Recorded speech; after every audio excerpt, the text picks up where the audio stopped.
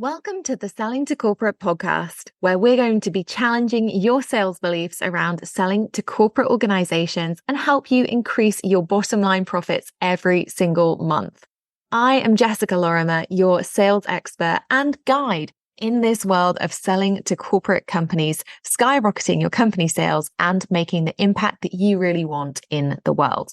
Now, don't forget, if you do enjoy the show today, please do head over to iTunes and leave us a review. But enjoy this episode, and I am really looking forward to sharing some epic sales wisdom with you.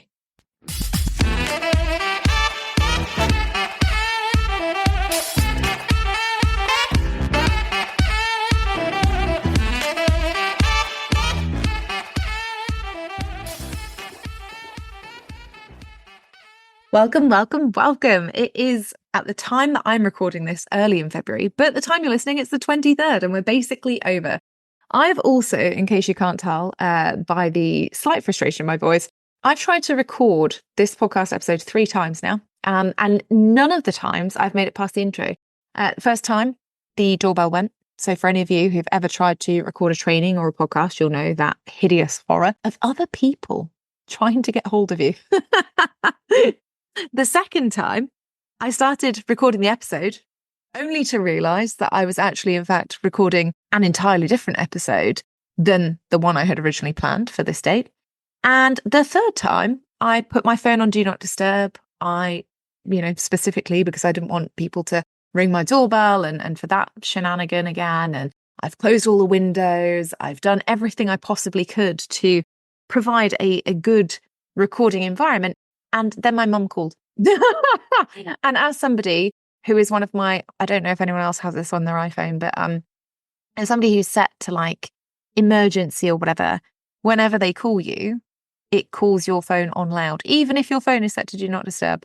So this is the third time that I've recorded this intro. And believe me, it really wasn't this intro when I first started it 3 times ago, but we are where we are. And before I dig into today's episode, I am really excited because in just 2 short weeks, we will be together, some of us, in person for the March 7th and 8th Converting Corporates event. And I honestly could not be more excited about that. Over the last few months, I've been planning and prepping and all of the things for Converting Corporates and the financial year and / financial new year beginning version. And I'm very, very excited about it. So over the course of 2 days in Shepherd's Bush in West London, if you haven't already grabbed your ticket, you will be learning about how to nail your budget conversations. So if you've ever heard stakeholders say, oh, we don't have a budget as such, you just need to tell us what it'll cost and then we'll find the money, then you definitely need to be attending so that you don't have to hear that ever again. We're also going to be delivering sessions on cold outreach strategy and best practice processes for Q2, Q3, and Q4, benchmarking your corporate prices, and of course, nailing your corporate offer. And I know I have had hundreds and hundreds of emails over the last few years from people who said, Jess, I really want to start selling to corporates, but I just don't have an offer ready. And to those of you who that has been, I would urge you to come to Converting Corporates because this is the first time live that I will be teaching how to create an offer that converts to corporates, even if you haven't sold to corporate companies before. So please, if you are interested in actually understanding how you can create offers that genuinely meet the need of your clients and that get you the most profit margin possible, you must be there, grab your ticket. And that, of course, is all in addition to sessions with real life hiring managers and understanding how to build business cases internally with organizations that you are either working with or want to work with, and supporting your stakeholders to sell you into organizations as well. So it's going to be an epic event.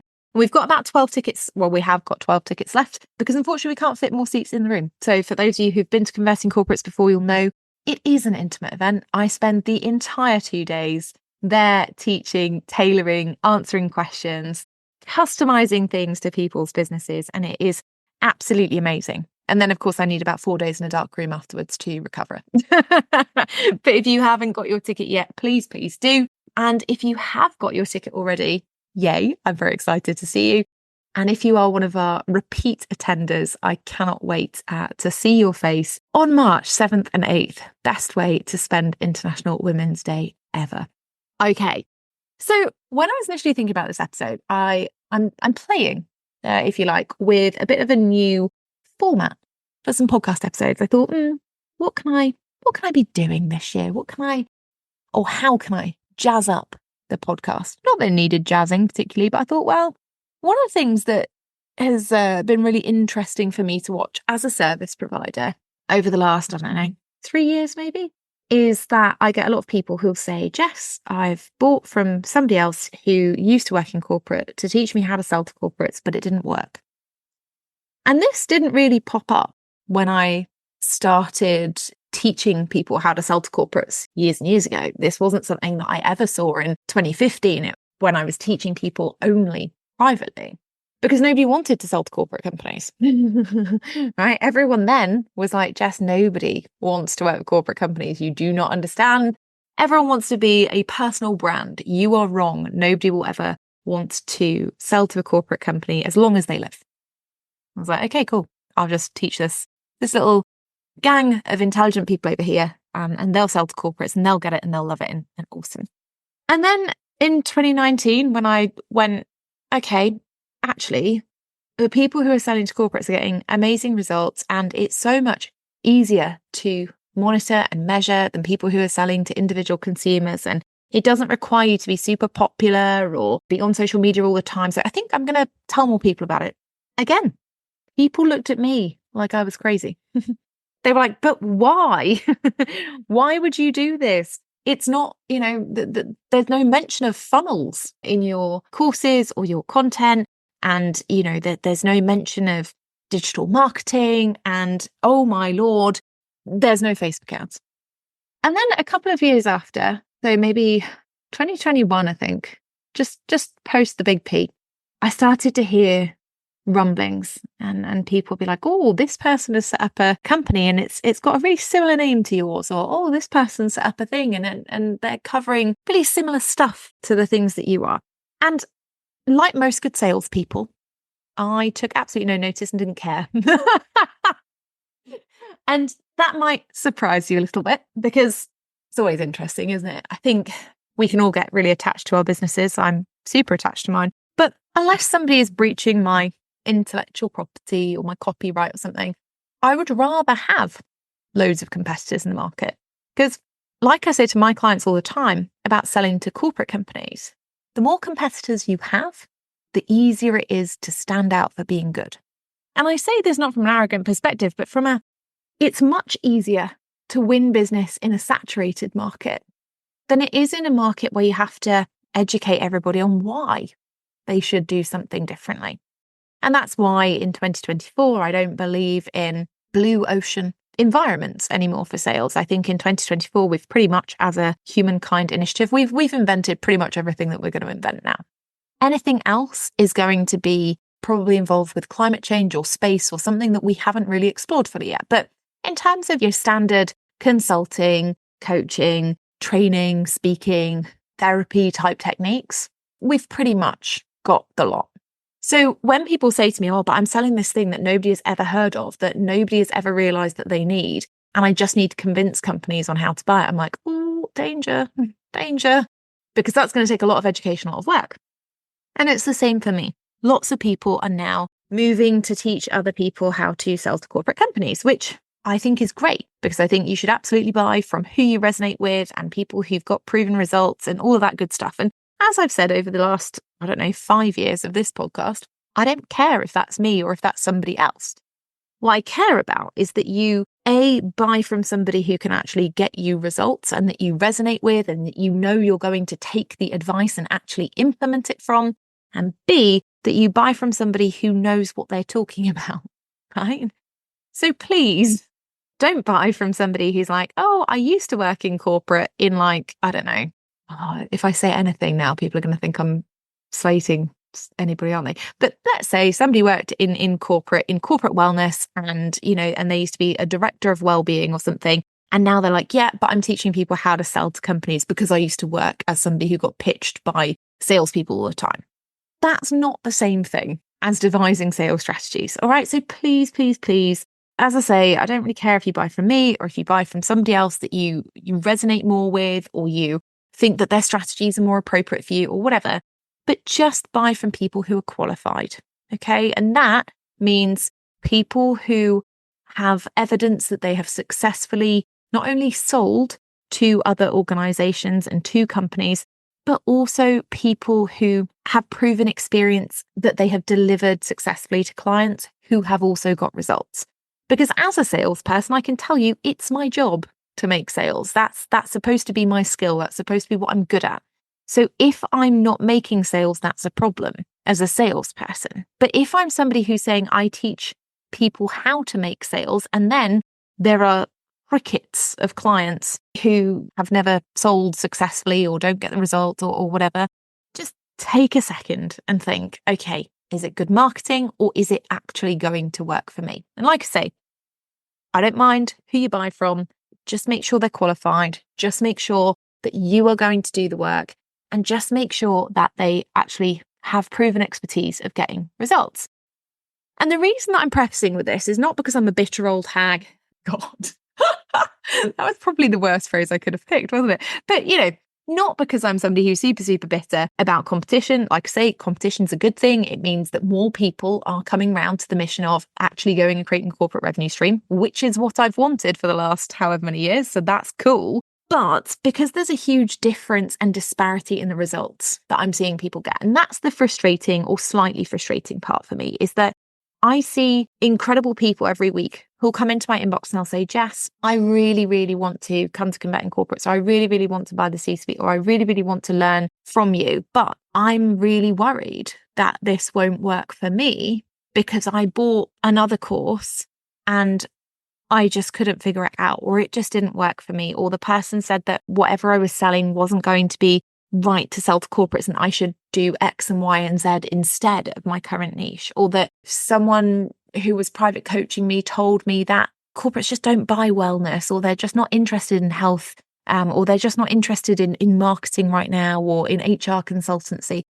It's really sad because unfortunately, sometimes people have the best of intentions and they really want to help people sell to corporate companies, but they just don't have the skills, strategies, and training ability to help people in more niche areas or areas that they don't understand. Okay, so the results that we see in terms of people who are following one strategy through to fruition and implementing regularly and having the correct support and the best practice processes are vastly different to people who essentially are being experimented on by providers who really do, I'm sure, have the very best intentions around wanting people to sell to corporates and know it's a big area and know it could be a big revenue stream for others, but haven't necessarily got the experience, the training, or the expertise themselves to be delivering that. Okay.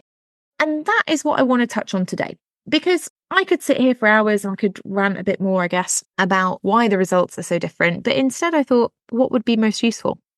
And what would be most useful is actually giving you a great example of somebody who had never sold to corporate companies before and who went on to sell their first ever lunch and learn, a 45-minute session, for £3,000, which is a pretty large sum. And the reason that I wanted to share this particular story with you in this particular format, like I say, it's something new that I'm going to experiment with, where I break down what results clients have had and how they've got there and what the important pieces were that made them get these results that are not typical to the market. I thought it would be important because if you're somebody who's out there thinking, oh God, Jess, I spent all of last year delivering 65 lunch and learn sessions. And actually, after delivering 65 of those sessions for an hour each, I only got paid total £32,500. And if you're wondering, yes, I 100% did that on the calculator. I didn't work that out in my head. And you're thinking, that's not what I'm in this for. I want to be the person who's getting paid the 10K average transaction value, or I want to keep doing lunch and learns, but I can't do them for £500 and have to travel to the offices. This is the episode for you. I want to break down in a new format these fab client achievements that I'm seeing. And this is the one that I wanted to start with, because most people who listen to this podcast have or are or want to sell lunch and learn sessions, but don't want to be burnt out and overwhelmed by the sheer volume that they'd have to do in order to generate small amounts of revenue. Okay. Because I think it's a common misconception, right, that lunch and learn sessions are cheap. And as we go through this episode and I break it down, I'm going to show you and explain the reasons that this client was able to charge 4 times as much as the average person who delivers lunch and learn sessions, and why you can't just stick a $3,000 price tag on something if you're not following a correct and best practice sales process, right? So if you're listening to this and you're thinking, I'm going to turn off now, Jess, and I'm just going to go out to all my clients and be like, hey, by the way, my lunch and learn sessions are now $3,000 a piece. Please listen first. And then if you want to send that out, I'm cool with it. Like, make more money. We love that. So let's talk about this client. For the ease of this episode, I'm going to call this client Hannah. Okay, it is not their real name. I'm not going to share any particularly identifying factors about this client. So unless they were listening or somebody that they had been in programs with were listening, you wouldn't necessarily know. And the reason for that is that I think sometimes it's a bit weird on the internet that we talk about other people's results without them being here. And so I like to anonymize people's names. I'm sure, though, that they will be coming on the podcast very, very soon for a breakdown episode in their own words. But I want to share the story with you. So let's go. Hannah came to me and she had never sold to a corporate client before. And she'd actually had a really amazing and unique career working in the personal health space. And she'd had this incredible career where she got to travel, where she got to work with exclusive clients on their personal health in their homes. Like, super cool, very exciting. But actually got to a point in life where she just thought, you know what, I'm a bit tired of this. I'm a bit tired of all the travel. I'm a bit tired of being away from my family for extended periods of time so I can help somebody else with their health goals. And yes, okay, the money can be good, but it just life-wise, balance-wise isn't working right now. And along the journey, like most people do, Hannah stumbled along the online business space. And she thought, maybe I'll create a course. Maybe I will sell it to lots of people, have a huge audience and do all those things. And Hannah, much like me, is not a technical or a lover of technical things.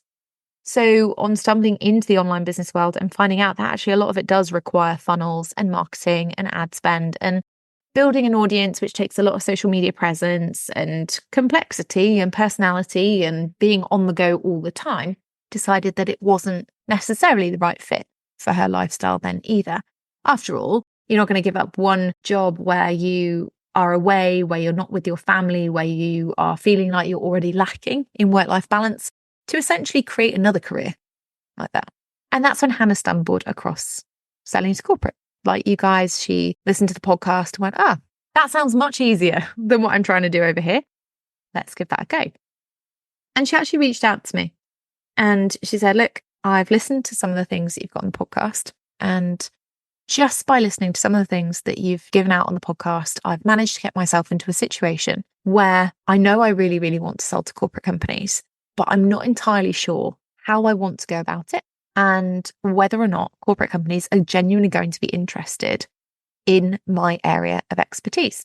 And Hannah's area of expertise is in a really, really specific type of brain health, which I think is super cool, because in the personal health field, I think that we see, certainly when it comes to selling to corporates or selling to individuals, we see lots of people who focus on personal training or how our body looks or things that are quite surface level. Not saying that they're not useful or valued, but, just things that are more surface. And it was really interesting for me to have somebody reach out and say, actually, I'm focused on this really niche area of brain health. And that's what I want to help companies support their employees with. And I was like, oh, great. And so Hannah and I talked over, I think it was email in the first instance. Most people do email me. And we were talking about what her goals were going to be and what she wanted to achieve and all those usual things that you chat about. And in the end, she decided, she was going to go for it. She's going to go all in on selling to corporates. And I was super excited for her. It's a really, really cool decision to make. And so she started implementing from the C-suite. She decided she was going to get herself signed up for the C-suite after attending Converting Corporates, funnily enough, and that she was just going to go all in on selling this specific brain health support to organizations. And about 6 weeks later, she sold a £3,000 lunch and learn session, 45 minutes, virtual, no travel, no work-life balance problem, delivered in her own time zone, delivered in the comfort of her own home. She was thrilled. I was thrilled. £3,000 is a lot for a lunch and learn session, given that, especially during the Big P, most service providers were trying to do lunch and learn sessions for free for companies. And then we're saying, but Jess, nobody wants to pay for lunch and learns because charities are doing them for free. So now we're having to do them for free. And I spent most of the pandemic being like, hey, look, please stop giving away your services for free because you won't have a business anymore. And here's Hannah, 6 weeks in, selling a lunch and learn session that other service providers in the wellbeing space are charging £250, £500, £700 for. And she's charging £3,000. So let's look at and break down how she's actually done that. And for me, there were 3 clear points that meant that she was able not only to price her own lunch and learns confidently and at a premium price point, but also to help her prospective client understand that it was worth that. Because I think that's one of the big things we come up against is that people go, oh, it sounds good. But like when it comes down to it, they didn't have that budget in mind. And I tell you what, there aren't many companies out there who are like, oh, we're going to spend £3,000 on a lunch and learn session. Because historically, companies think when they think about lunch and learn sessions, they think, well, we're going to pay less because that's just what we've always paid. And before you ask, no, there is not a money-making niche or industry. There's not one niche or industry that is more likely to have these kinds of higher paid deals than another. That is a big misnomer. It's a miscommunication, I think, from the B2C, the business consumer, or people who are selling to individuals world who talk about this is premium pricing and you have to find clients who are going to pay you the premium ticket stuff. That's not the same with corporate clients. You're not going to get paid more in one industry than another. And I know for those of you who are listening, you're thinking, but if I'm selling to the public sector or if I'm selling to charities, I tell you what, I've had some charities who paid me way more than financial services firms. It's about the sales process. Okay. So here are the 3 things that I think Hannah did much, much more confidently, much, much more competently that helped her get this incredible result. And it is an incredible result. The first thing that Hannah did was really nail her cold outreach. And look, I'm going to be the first person to say that there are lots and lots of different ways to do cold outreach. You know, you can look at cold email, you can look at LinkedIn, you can look at speaking for leads, executive roundtables. I teach 8 different strategies for B2B lead generation. But as I always say to my clients, it's not necessarily the lead generation method that you pick that is as important as what you say and who you say it to. And so Hannah really focused on being steady with her learning. What I mean by that is that sometimes people will be like, I just want to get to the sale bit. So I'm just going to haphazardly do the lead generation and I'm going to haphazardly think about the messaging just to get it out there as quickly as possible. And of course, at the other end of the scale, we have people who procrastinate a little bit because they want to get it right first time. And so they take quite a long time to think about the companies that they want to approach and the people within those companies and the exact messaging. And they can take it to an almost overthinking degree. They're like, what about this one word? Is that going to make the difference between them booking a call with me and not? But in the middle, we had Hannah. Hannah realized that she needed to go slow to go fast. And so her clear focus with lead generation was pick one method of lead generation. So she went into the C-suite portal and she picked cold email outreach. She went, right, okay, cool. This is what I'm doing. And she used the metrics in there to understand how many she would need to send to what kind of stakeholders. And then she started working on her messaging. And here's the first thing that she did differently to other people out in the market, particularly people working in the wellness space. She got super clear about the transformation super, super clear on the commercial transformation that she was offering or that she could support companies with in her initial cold outreach. So it's important to note this wasn't a cash injection that Hannah did. This wasn't something that was designed to generate immediate revenue. Selling this £3,000 lunch and learn session was done through cold outreach to brand new stakeholders. She didn't have warm relationships. So creating that super clear commercial transformation that focused on what companies would benefit from in using her services absolutely meant that she came across as being more credible, because when she was sending these emails out to stakeholders, they understood, oh, actually, this person has thought about the commercial benefit of us getting support in this area or of us doing something differently in this capacity with our employees. That gave her extra credibility, even though she had no corporate testimonials, she had no case studies of work that she'd done with corporate clients. The messaging was super, super clear. And, I hear you on this, because when we talk about messaging and clarity, a lot of people, particularly those of us who are in disciplines that are broad, sales is a really broad discipline. I can teach objection handling just as well as I can teach negotiation and as I can teach communication or sales communication specifically, and a lot of other things. I'm very specific in my lead generation messaging. And, for those of us who are in those broad disciplines, it can be tempting not to be. It can be tempting to be like, hey, I'm just a sales expert and I do everything, because you automatically assume that the more you tell the client you can do, the easier it is for them to come back and go, yeah, absolutely. That sounds just like what we need. And that it's more likely to get a yes because you're talking about all the things you could do. Unfortunately, if a client comes back and they say, oh, we've got that covered, and you've given your broad discipline, you've said, I'm really great at sales. I'm this amazing person who can train your sales team on every single aspect of the sales process. And they say, oh, we've got that covered. What are you supposed to go back with? Oh, brilliant. You've got your entire sales process covered. Wonderful. There are not many other answers to that, right? There's not many other avenues that you can explore or ways that you can continue the conversation. Hannah knew this from the training and was actually really quite worried about it. She said, but look, what if I go out there and my messaging is too specific and clients like, oh, we just don't need that. And I said, well, the great thing is that when your messaging is so specific and they say, oh, we don't need that particular aspect of your service, you can go back with something else. So if I go to companies, for example, and say, hey, do you need some support with teaching your salespeople how to handle objections more consultatively so they can save more sales? And they say, no, we've got that all covered. I'm like, okay, cool. Like, what about building a consistent pipeline? Or what about selling cash injection offers or, other specific things? There's always a way that you can continue the conversation. So she trusted me. Okay. And she went, okay, cool. You've said get clear on that commercial transformation and being really specific about my messaging. Right. Let's give it a go. And in her own words, she was like, I've invested and I said that I would do everything that you told me to do. So here I am doing everything that you told me to do. Amazing. The second thing that she did really differently was she actually followed the outreach process. She looked at the metrics and went, okay, cool. I know how many people I'm going to have to send this to. I know how many follow-ups I'm going to have to send. I'm going to tailor the transformations to the types of stakeholders that I'm sending them to, because that's what Jess says. And off I go.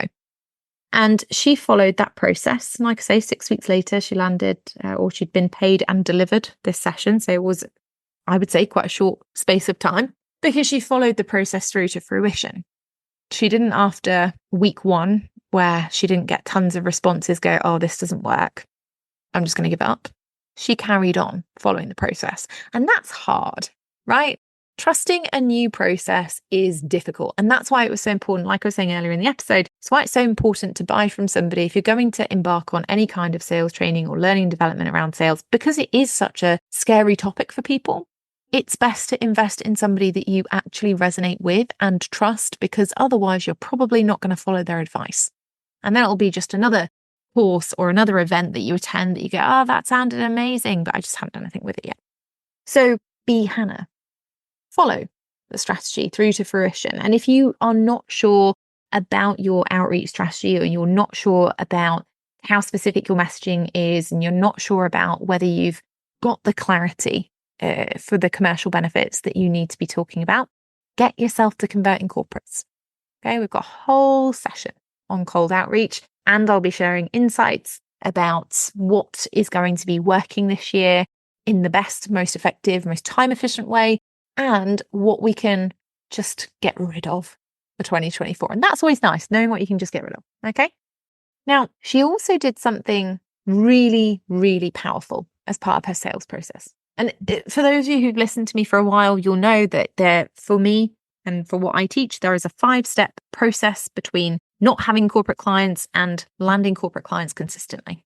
And that's that framework that I've developed over the last 15 or so years of clarity, understanding who you're selling to and what you're selling them, lead generation, knowing how to target qualified leads who are interested in your area of specialism and have budget to pay you, business development, the process of building, maintaining, and leveraging those relationships, that you're not friend zoned. And so that you're actually converting those prospects into clients, offers and proposals, being able to create offers that genuinely meet the client's needs and give you a decent profit margin and articulate them in a way that makes the client say, absolutely, this is what we want. And then finally, delivery and resell. So understanding how to deliver a great process, great client experience, and being able to then resell them into other opportunities. So obviously throughout her sales process, Hannah did all 5 steps, and I'm only talking about 3 tiny parts of those steps. But these are the things, in all honesty, that I think made the massive difference to her in terms of what she got paid for her workshop, rather than walking you through this is how she used it at every stage of the sales process. Because if you've listened to episodes before, you'll know all about it. The other bit that she was much more specific with was actually her sales call. Now, you'll all know when you're new to selling to corporates, you don't have corporate offers yet. Okay. And I frequently said over the last, I don't know how many years, to people that you don't and shouldn't really focus on having a corporate offer before you start your sales process. And there are lots of reasons why, but the main reason is that if you focus so much on having a great corporate offer that you think has really nailed it, and you've got a sales page for, and you've created all the content for and all the gubbins behind it, you've created the actual product or service itself, and then you go out onto corporate sales calls, you can end up being a bit of a square peg round hole situation where the stakeholder is giving you indications that they're interested in something, and they're giving buying signals, but because it's not the thing that you think you should be selling or the thing that you've created, you don't hear them. And so in actual fact, what happens is you end up having a lot of sales calls that don't sell anything. And you think, oh, it's because, they're not the right people, or it's because the sales calls aren't going well or whatever. But actually it's because we're so pigeonholed into focusing only on one offer. And again, if you're somebody who's thinking, but Jess, I just need to have an idea of what I'm selling so that I can be more confident when I go onto sales calls, get yourself onto converting corporates and get yourself in the room, because I will be talking through how you can make that happen and how you can plan it out without having those square peg round hole situation conversations. Okay. But Hannah was just like that. She didn't have any corporate offers. And again, she had bought from me. So she went, I'm going to listen to Jess here. And Jess says, I don't need to have this offer all mapped out. So I'm going to get on this call. I'm going to trust the process. And when we look at sales calls and how sales calls work with corporate stakeholders, we come into this world where we have to operate with transparency. I think that's really interesting, because what most people think sales is, particularly from a B2B perspective, is this art of persuasion. How do we convince somebody to buy our service? Or how do we convince somebody that they need what we are offering? Or worse, how do we sell without being salesy? Right? And if you have asked yourself this, or if you've ever asked me this, or if you've ever asked anybody else this, I'm not judging, I completely get it. But when we start talking about things like persuasion, convincing, how to sell without being salesy, what we're actually doing is saying, how can we remove transparency, right? How can we disempower our clients? Because the idea is if we're having to convince somebody or persuade somebody or sell to them without being salesy, without telling them that we're selling to them, means that we are removing transparency from our process. We're saying, we don't want you to know that you're part of a sales process, because then you might say no, right? rather than saying, hey, you are definitely part of a sales process. And if you would like to buy something, here is all the information that's going to make your life easier. And I trust you as an intelligent individual to make the right decision for you. And if that is that you want to buy from me, awesome. And if it is that it's not the right time or the budget isn't right or whatever other reason, that's also okay. That's how sales should work in the best way. It's about empowering the decision maker to make the right decision for them. And that is where Hannah really nailed this process. And that's why she got paid £3,000 for a lunch and learn session that's 45 minutes long and delivered virtually versus somebody selling them for £500. It doesn't mean that the person selling it for £500 isn't as good. Doesn't mean that their delivery isn't as good. Doesn't mean that their service isn't as valued, but it means that they probably haven't nailed their sales call. And nailing your sales call isn't about having the best pitch. And that's what Hannah knew from the training. She was like, okay, my job here is not to pitch. My job here is to be a really good listener and ask really powerful questions to help the client actually understand what they think they need versus what they actually need, and help them to see that I am credible, that I'm an authority in my space, and that if they choose to work with me, they will have a really great service and delivery. Now, that all sounds quite fancy, doesn't it? And actually, it's very much about understanding what questions to ask the clients. Because sometimes, and I think we can all do this, we can all get caught up in, but I don't have a million case studies, I don't have tons of corporate testimonials or any corporate testimonials. I've never worked with a corporate before. So how will they see me as credible? What can I say to make me credible? And in all honesty, things like testimonials and stuff are there to reassure the client. They're not actually there as sales tools for you. They don't sell. A client doesn't buy from you because they go, oh yeah, well, this other company who is sort of similar to us bought from this person and they did okay, so I guess we should too. It's a reassurance tool. And it's usually used when companies aren't sure whether or not they are buying the right solution or whether they're buying it from the right person. Okay, it's a company or a stakeholder's way of asking for reassurance. Hey, can you give us a testimonial? Sounds much better than, hey, we're not really sure that you can deliver this to a company like ours. Can you prove it? It's different. And actually, when we look at this idea of proving something or demonstrating credibility, it's about the questions that we ask. It's about how we make a client feel on the call. Do we make them feel reassured? Do we make them feel like we're the expert in our space? Do we ask pertinent questions that mean that we are finding out information that would make our delivery better for them, that would make their experience better, that would make their results better? And oftentimes we're not. We're asking questions because we're so focused on the offers that we've already created. We're asking questions that pigeonhole them in. And we jump far too quickly to practicalities and pitching. Oh, right, you've got a problem with employee engagement. Well, I think you probably need a survey. How many people are in your organization? How many are going to need to have the survey? How many questions do you want it to have? That's jumping ahead before the clients had a chance to self-identify. Yeah, we actually do have this problem. Or yes, this could be something that we need to fix. And oh, actually, this wasn't the answer I was expecting, or this isn't the area that I was expecting to cause the problem. But this makes total sense now that this person is telling us about it. If you haven't listened to my episode, which is episode 1 of this podcast, by the way, on navigating sales calls with stakeholders, please go back and listen. I outline all of the phases to help you self-identify and the kinds of questions that you can ask. It's really, really, really useful. And I don't say that all that often, but I don't get braggy about my content all that often, but it's a really, really good episode. So please go back and listen if you haven't already.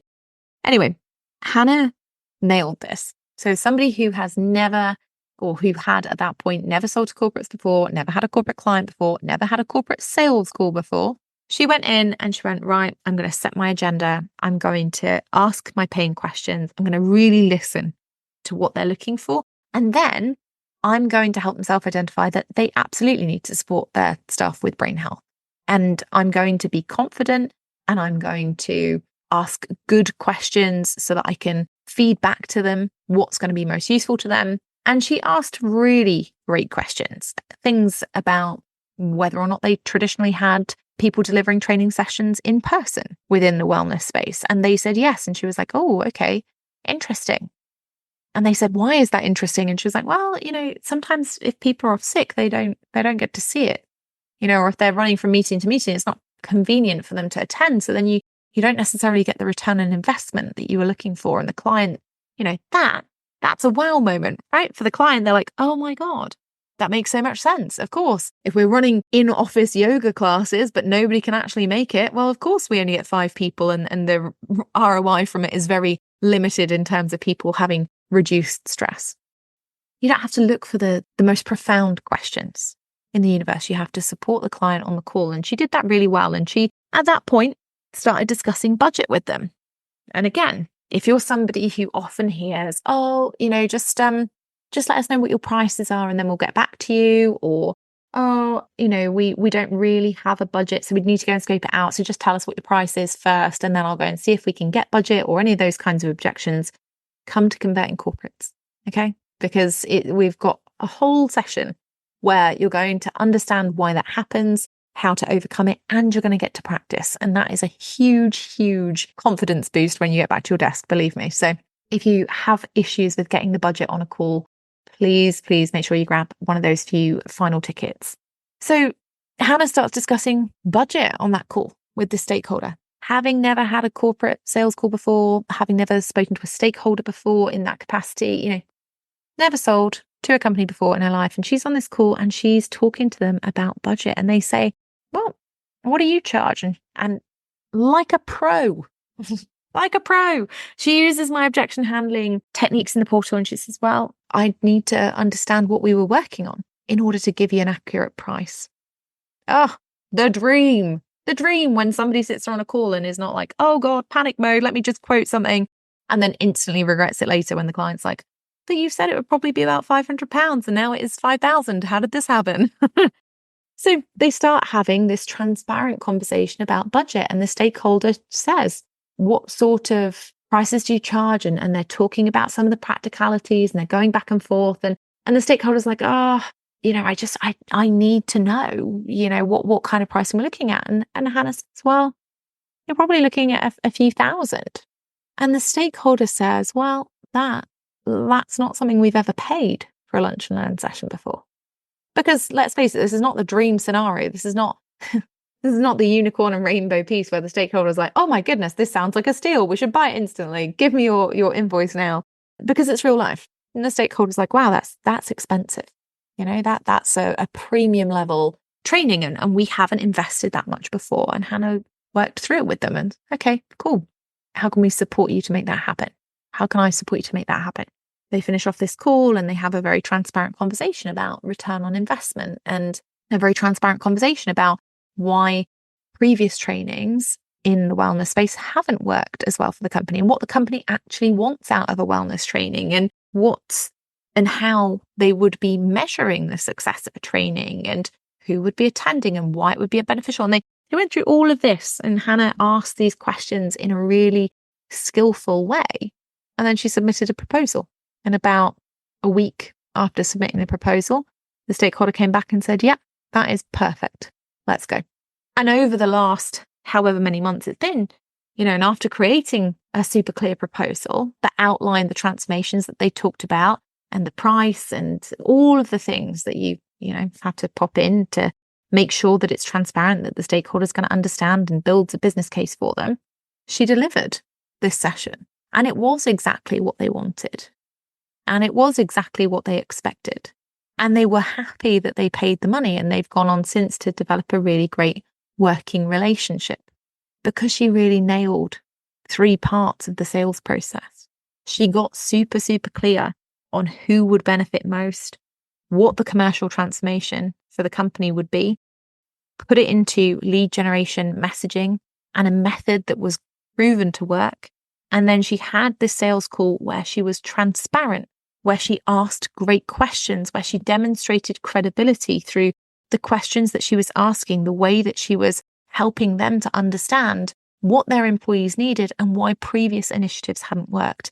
And that's why she sold a lunch and learn session that other people do for £500 for £3,000. Not because she had a fancy proposal, not because she had the world's best pitch, not because she had friends in high places at companies or tons and tons of warm leads, because she focused on fixing the gaps in her sales process and running something that was best practice and focusing on those bits that for her, she knew would make the difference. So if you've been thinking, oh my goodness, I need to be selling lunch and learns at much higher prices, you absolutely do. Just make sure that you are fixing the right parts of your sales process. And if you've listened to this episode today and thought, oh gosh, actually, I need to fix my clarity of message, or I need to figure out what lead generation method is going to work for me best, or I need to understand how to have that budget conversation better, make sure you grab a ticket to Converting Corporates so that I can see you on March 7th and 8th in Shepherd's Bush with an amazing room of other people to go through those things, to give you that confidence and that competence to do your best sales work so that you can end up delivering in the best way. As always, link is in the show notes, and I will see you in the next episode where we're going to be talking about passive income for corporate companies and what it actually is, who can sell it, and what sales strategy it requires to be sold to corporate organizations. So I will see you in that episode. And in the meantime, have a lovely couple of weeks.